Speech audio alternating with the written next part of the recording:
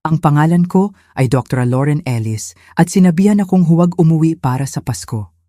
Dumating ang tawag 3 araw bago ang Pasko. Katatapos ko lang umuwi mula sa mahabang shift sa ospital. Pagod na pero nakangiti pa rin habang tinitingnan ang nakahandang bag sa tabi ng pinto ko. Bumili ako ng regalo para sa lahat, kasama na ang mga sangkap ng rosemary stuffing na lagi nilang hinihingi kahit hindi nila naaalala na ako ang gumagawa nito. Bumili pa ako ng bagong forest green sweater. Malambot, simple, festive, pero hindi sobrang effort. Tama lang. Nang mag-buzz ang phone ko at makita ang pangalan ng kapatid kong lalaki na si Blake, akala ko tinatawagan niya ako para tanungin kung makakapagdala ba ako ng extra napkins o mag-coordinate ng carpooling tulad ng bawat taon. Pero sa halip sinabi niya, "Hoy, makinig ka, darating si Savannah sa Pasko, di ba?" Sobrang into niya sa energy, sa pakiramdam ng isang kwarto. At sa trabaho mo, minsan parang mabigat ang dating. Sa tingin ko para sa kanya, mas mabuti kung hindi ka sasama sa taong ito. Walang personalan. Hindi ako nag-away. Hindi ko tinanong ang ibig niyang sabihin sa heavy. Hindi niya sinabi, isa kang dedikadong geriatric doctor na tumutulong sa mga tao na mamatay ng may dignidad. Hindi. Basta heavy. Parang basang tuwalya sa Instagram aesthetic niya. 1 oras pagkatapos, tumawag ang nanay ko. Malambot ang boses niya, parang lullaby na nagtatago ng granada. "Honey, sinusubukan lang naming gawing madali para sa lahat. Alam mo kung gaano siya sensitive. Kung darating ka, baka maging magulo. Sa totoo lang, baka hindi namin buksan ang pinto." Doon ko naramdaman. Hindi lang ako hindi inimbita. Hindi na ako gusto. Hindi ako sumigaw. Hindi ako umiyak. Sinabi ko lang, "Sige." Binaba ko ang tawag at binuksan ang banking app ko. Kinansela ang mortgage payment, na-freeze ang car loan top-up, na-lock ang emergency maintenance fund. Tumigil ako sa pagiging tahimik nilang backbone. Walang post sa social media, walang mensahe, tahimik lang. At sa unang pagkakataon, akin ang katahimikan na yon. Akala ko dati, normal lang ang trato ng pamilya ko sa akin. Na baka masyado lang akong seryoso, masyadong focused, masyadong marami. Lumaki ako bilang panganay. Ang trial run, biro pa ng tatay ko sa barbecue, bago bigyan si Blake ng mas malaking hiwa ng cake. Si Blake ang golden boy. Malikhain, charming, ang miracle baby na ipinanganak pagkatapos ng maraming pagsubok. Ako, una lang. Noong 6 na taong gulang si Blake, kinulayan niya ang buong dingding ng sala ng permanent marker. Tinawag ng mga magulang ko na expressive. Noong nabasag ko ang mangkok habang tumutulong sa paghahanda ng hapag, sinabi nilang careless ako at kailangan kong maging mas maingat. Umuwi si Blake mula sa paaralan na may participation ribbon na natili ito sa ref ng 1 linggo. Nagdala ako ng straight A's at sinabi nila na nice. Pagkatapos, isinilid sa drawer ang report card. Minsan pa nga, iniwan ko ang perfect GPA letter sa counter ng kusina sana may magtanong. Wala. Nung tinanggap ako sa medical school sa unang round, walang gap year, walang pangalawang subok, ipinakita ko ang acceptance letter sa nanay ko. Sinabi niya, "Wow, intense yan. Mag-ingat ka, huwag masunog." Noong tumigil si Blake sa kolehiyo sa 3 beses para magpursige ng creative direction, nagkaroon sila ng re-entry party. Balloons, cake, larawan niya na may paintbrush na naka-frame sa hallway, parang nagpagaling siya ng cancer. Lagi nilang sinasabi na artsy siya, malalim ang nararamdaman. Minsan natagpuan ko ang sketchbook ko sa recycling bin sa ilalim ng grocery flyers. Tinanong ko, sinabi nila akala nila scrap paper. Pero nagpatuloy ako, nagsikap ako. Maaga akong nagtapos. Naglisensya ako. Nagsimula akong magpagamot sa mga matatandang pasyente, mga taong itinakwil, nakalimutan, iniwan na mag-isa. Binigay ko ang oras, enerhiya, buong puso ko. Sa bahay, tahimik din ang binigay ko, inayos ang plumbing, binayaran ang natitirang home repair bill nang walang tanong. Pinahiram si Blake ng pera noong nabigo ang freelance gig niya. Hindi hiniling na ibalik. Hindi nga binanggit. Pero wala yon sa mata ng pamilya ko dahil si Blake ang bituin. At ako, sa kabila ng lahat, ang laging dumadating sa oras at hindi nagrereklamo hanggang hindi na ako dumating. May kakaibang sakit sa pagiging taong umaasa ang lahat, pero walang nakakakita talaga. Ako yon, ang fixer, ang helper, ang tahimik na nagbayad ng bagong water heater nung nabasag nung Pebrero. Ang nakakita ng overdraft sa account ng mga magulang ko at nag-transfer ng pera bago pa nila mapansin. Ang nag-book ng flight ni Blake pauwi para sa Thanksgiving noong nakaraang taon nang sabihin niyang medyo strapped pagkatapos bumili ng bagong camera equipment. At hindi ako nagsabi ng no. Hindi kahit isang beses. Hindi noong kailangan ng nanay ko ng co-pays para sa physical therapy. Hindi noong tumawag si Blake mula sa gilid ng kalsada dahil namatay na naman ang car battery niya. Binili ko siya ng bago noong linggong iyon. Ako ay useful at akala ko iyon ang ibig sabihin ng valued. Pero napansin ko ang pattern. Ang paraan ng pagiging invisible ng kontribusyon ko hanggang tumigil. Ang pagkalimot nila kung sino ang tumulong pero naaalala kung sino ang nagpa-awkward. Kapag naroon ako, masyado akong tahimik, masyadong seryoso, masyadong intense. Kapag wala ako, mas magaan, mas madali, mas masaya. Gayunpaman, patuloy akong tumutulong. Sa pag-ibig, sabi ko sa sarili. Sa obligasyon baka, o baka sa ugali lang. Pero noong gabing yon, pagkatapos sabihin nila na huwag akong dumating sa Pasko, may nagbago sa loob ko, hindi galit. Realization, binuksan ko ang bank app ko at pinahinto ang bawat recurring transfer, ang $800 monthly top-up sa mortgage nila. Wala na, ang rainy day account para sa family emergencies, na lock. Ang $200 na utang pa ni Blake sa akin. Alam kong hindi na babalik, pero hindi na ako magpapadala ng isa pang cent. Hindi nila mararamdaman agad. Iyon ang bagay sa pagiging tahimik na useful. Kapag nawala ang suporta, saka lang nila marirealize na mayroon pala iyon. Hindi ko inanunsyo ang pag-withdraw ko. Walang passive-aggressive quote online. Hindi ko sinabi kahit sa mga kaibigan ko. Hinayaan ko lang na dumaloy ang katahimikan at sa unang pagkakataon, parang kapayapaan. Dumating at lumipas ang Pasko. Ginugol ko ito mag-isa sa apartment ko na may mug ng mainit na tsaa at kumot na bahagyang amoy pa rin ng rosemary at fabric softener. Hindi ko binuksan ang mga regalo na binabalot ko. Hindi ko sinindihan ang puno. Hindi rin ako umiyak. Umupo lang ako ng tahimik. May kakaibang kapangyarihan sa hindi pagdalo kung hindi ka gusto. Pero isang araw pagkatapos ng Pasko, nag-buzz ang phone ko. Hindi isang beses, 3 beses, inignore ng nanay ko. Pagkatapos text, "Pwede ka bang sumagot? Sapat na ang damage na ginawa mo?" Bumaba ang tiyan ko. Pagkatapos bagong tawag. Sa oras na ito mula sa kapatid ng tatay ko. Ang tanging miyembro ng pamilya na patuloy pa ring nagpapadala ng birthday card na may maliit na note. Sinagot ko, "Ano ang nangyari kahapon?" Tanong niya nang mahina. "Sinasabi nilang sinira mo ang Pasko pero hindi ka naman naroon. Napakurap ako. Ako ang sumira?" Nagdalawang isip siya. May nangyari kay Blake's girlfriend, si Savannah. Maaga siyang umalis. May sigawan. Pagkatapos nabanggit ang pangalan mo. Iyon lang ang alam niya, pero sapat na. Mamaya sa gabi, tumawag ulit ang Tita Claire. Nakapag-assemble siya ng higit pa. Mukhang nakita ni Savannah ang larawan ko sa sala nila. Lumang snapshot lang, malamang mula sa birthday years ago, at nakilala niya ako. "Iniligtas mo ang lola ko," sabi niya. "Ikaw si Dr. Lauren Ellis." Tahimik raw ang buong kwarto. Ano ang sumunod hindi malinaw. Pero tinanong ni Savannah kung ako ang kapatid na pinag-uusapan nila. At anuman ang narinig niya sumunod ay nagpakita siya ng tahimik na pag-alis. Hindi ko kailangan ng detalye. Maisip ko ng mabuti. Siguro biniro ako nila tulad ng lagi, na nakatira ako sa ospital, na ginagawa ko masyadong seryoso ang mga bagay, na mahirap akong mahalin. Baka inulit pa nila ang pangit na linya ni Blake na si Lauren ay parang kamatayan sa pantsuit. Hindi bago. Pero sa pagkakataong ito, may nakikinig. Isang taong hindi lumaki na naniniwalang ang kalupitan ay normal sa pamilya. Isang taong naaalala ang doktor na nanatili sa tabi ng lola niya nang sumuko ang ibang doktor. Isang taong nakakita sa akin nang walang sabi kung paano ako tingnan muna. Iyon ang paraan ko ng pagkasira ng Pasko. Sa hindi pagdalo para panatilihin ang ilusyon.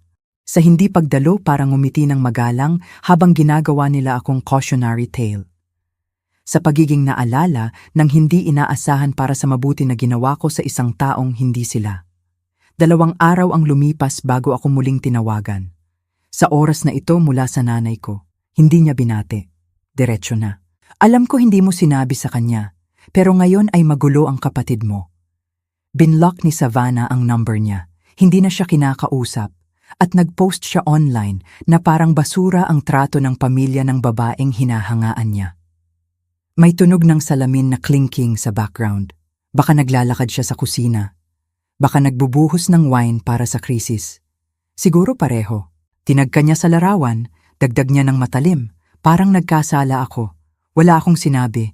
Hinayaan ko siyang magsalita. Sa wakas, dumating sa punto. Kailangan mong kausapin siya. I-clarify lang na walang masamang intensyon, na mali ang pagkakaintindi niya. Tama. Dahil ako na ang PR department ng pamilya. Damage control para sa mga taong nag-uninvite sa akin sa hapag. Sinisira niya ang future ng kapatid mo, sabi ng nanay ko. Mas mahina na. Nagkakalat ang pangalan niya sa art circles na pinapasukan niya. Alam mo, sa New York, blacklisted siya. Halos matawa ako, hindi dahil nakakatawa, kundi dahil sa kabaliwan. Decades nilang sinubukang gawing invisible ako. At ngayon, ang epekto ng invisibility na yon ay dumapo sa lugar na pinapahalagahan nila, ang image nila. Hindi ako sumagot. Sinabi ko lang, iisipin ko. Hindi ko naisip. Sa halip, binuksan ko ang post ni Savannah. Hindi galit, hindi dramatic, honest lang. Sumulat siya tungkol sa doktor na nagligtas sa lola niya. Tungkol sa pagpasok sa family celebration na umaasa ng init pero narinig ang pagbibiro sa parehong babae. Sinulat niya kung gaano siya nagulat na ang isang taong mabait at may impact ay pinagtatawanan ng sariling pamilya. Hindi niya ginamit ang pangalan, hindi kailangan, isang linya ang tumayo. May mga taong nagtatago ng kalupitan sa likod ng magalang na ngiti at holiday lights. Pero nang makita ko ang larawang iyon, naalala ko kung ano ang tunay na kabaitan. At hindi ito ang sinumang nakaupo sa hapag na yon. Nag-viral ito sa circles niya, nag-share, nag-comment, nag-tag ng iba. At sa unang pagkakataon, wala sa mga boses na yon ang tumatawag sa akin na difficult o heavy. Sinabi nilang mahalaga ako. Sa gabing iyon, bago matulog, nag-buzz ulit ang phone ko. Sa pagkakataong ito, voicemail. Hindi mula sa nanay ko, hindi mula kay Blake, hindi kahit sa tatay ko na tumatawag lang kapag kailangan ng tulong sa pag-reset ng email password. Mula kay Savannah. Mas tahimik ang boses niya kaysa naalala ko mula sa video na ipinadala ni Blake weeks ago. Hindi na airy, hindi polished, mas totoo. Hi, sorry sa pag-reach out ganito. Kinuha ko ang number mo mula sa tita mo. Sana okay. Kailangan ko lang sabihin, may mahabang pause. Hindi ko alam, sabi niya. Hindi ko talaga alam kung sino ka, pero nakilala ko ang larawan mo. Ginamot mo ang lola ko years ago. Patuloy pa rin siyang nagkukuwento tungkol sa iyo. Sabi niya, binago mo ang lahat. Hindi ka sumuko sa kanya nang sumuko ang iba. Mabait ka, naroon ka. Pinaramdam mo sa kanya na mahalaga siya. Isa pang pause. Bahagyang nabasag ang boses niya. Sorry sa nangyari at sa sinabi tungkol sa iyo. Wala akong kaalam-alam. Hindi ko lang kayang umupo at magpanggap, kaya umalis ako. Iyon lang. 2 beses ko itong pinakinggan, pagkatapos muli, at tumiyak ako. Hindi dahil malungkot, kundi dahil sa unang pagkakataon sa maraming taon, may nakakita sa akin. Tunay na nakakita, hindi sa filter ng family expectations or decades ng dismissal. Hindi sa lens ng too serious or too intense. Hindi bilang anino sa likod ng golden child. Ako lang. Hindi humingi si Savannah ng kahit ano. Hindi niya sinuggest na mag-reconnect o magkape. Hindi niya sinubukang ayusin ang hindi niya sinira. Kinilala lang niya ang katotohanan. At sa paanong iyon, mas malaki ang naging healing kaysa sa libong walang laman na sorry mula sa sariling pamilya ko. 3 araw pagkatapos, dumating ang maliit na package sa mail. Sulat kamay sa makapal na papel. Bahagyang nabahira ng tinta ang sulok. Sa loob sumulat si Savannah tungkol sa lola niya, kung paano siya nag-yoga pa rin, 2 beses sa isang linggo, naglalakad pa rin sa farmer's market, nagkukwento pa rin tungkol sa young doctor na tumingin sa mata niya at sinabi, hindi ka pa tapos. Nagpasalamat siya hindi lang sa pagligtas ng buhay, kundi sa pagpapakita kung ano ang tunay na lakas. Pinrami ko ang sulat, isinabit sa tabi ng desk ko, parehong desk kung saan natatapos ko ang patient notes tuwing gabi. At sa unang pagkakataon, sa maraming taon, hindi na ako nakaramdam ng kailangan patunayan ang kahit ano. Hindi sa kanila, hindi sa kahit kanino. Nung akala ko tapos na, nag-light up ang inbox ko. Subject line, let's reset things. Email na pinirmahan ng tatlo nila, nanay ko, tatay ko, at Blake. United Front, parang group project. Ang tono ay eksakto kung ano ang inaasahan mula sa mga taong naniniwalang ang sorry ay uri ng negotiation. Hindi sila nagsorry ng direkta. Sa halip, kinilala nila na mataas ang emosyon at pinagsisihan nila kung paano naintindihan ang mga bagay, na sa plain English ay, naniniwala pa rin kami na tama kami, pero natatakot kami sa consequences. Nagsuggest sila ng family brunch, neutral territory, open-hearted discussion, sabi nila. At sa ika-4 na paragraph, binanggit nila. Talagang magpapasalamat kung kausapin ko si Savannah at hilingin na tanggalin ang post. Doon ang tunay na dahilan ng sudden olive branch. Hindi gesture ng paghilom. Bargaining chip ito, pagtatangka na ibalik ang reputation ni Blake sa art circles na pinapasukan ni Savannah. Para linisin ang gulo na ginawa nila, gamit ako bilang mop. Hindi ako sumagot. Kinabukasan, nagsimula ang escalation. Tinawagan ng tatay ko ang isa sa hospital administrators ko, isang taong nakilala niya minsan sa charity event, at sinabi na emotionally unstable ako lately. Nag-aalala raw siya sa kalusugan ko. Oo, sinubukan niyang gaslight ang workplace ko para i-discredit ako. Salamat sa Diyos, tinawagan ako agad ng administrator, humingi ng sorry, sinabi walang dapat ipag-alala. Kaya nasunog ang tulay na yon. Pagkatapos, ang group text sa extended family, maingat na crafted half-truths, walang mention na na-exclude ako, walang mention ng comments sa likod ko. Basta maraming she's tearing the family apart at sobrang nag-aalala kami sa mental state niya. 2 pinsan na hindi ko narinig sa maraming taon ang nag-reach out. Isa nag-offer ng yoga retreat voucher just in case going through something ka. Sa wakas, ang huling galaw, ang pinaka-desperate, pagbisita. Tahimik na linggo ng hapon nang marinig ang katok. Sumilip ako sa peephole, naroon sila. Mga magulang ko si Blake. Binuksan ko ang pinto, sumandal sa frame, arms crossed. Gusto lang naming mag-usap, sabi ng nanay ko, nang mahinahon. Hindi ako gumalaw dahil sa oras na yon, naintindihan ko na. Hindi sila narito para sa akin. Para sa bersyon ng akin na laging naglilinis ng gulo nila. At ang bersyong iyon ay wala na rito. Tumayo sila ng ilang sandali, naghihintay, umaasa na baka mag-fold ako tulad ng dati. Napapasukin ko sila, nagagawin ko ulit na madali. Pero hindi. Pagkatapos ng ilang sandali ng katahimikan, sinabi ko hindi. Iyon lang. Walang paliwanag, walang galit, walang performance. Isinara ko ang pinto. At hindi ako nakaramdam ng guilt. Sa halip, gumawa ako ng tsaa, umupo sa desk ko, at tiningnan ang sulat mula kay Savannah na naka-frame sa soft wooden border. Naalala ko na ang pinaka-meaningful na recognition ay madalas mula sa mga taong walang makukuha, na nakakakita lang dahil nagbabayad sila ng pansin. Naisip ko ang lahat ng taon na ginugol ko sa pagtatrabaho para kumita ng pag-ibig ng pamilya na laging sinusukat ako laban sa bersyon ng sarili nila na gusto nilang paniwalaan.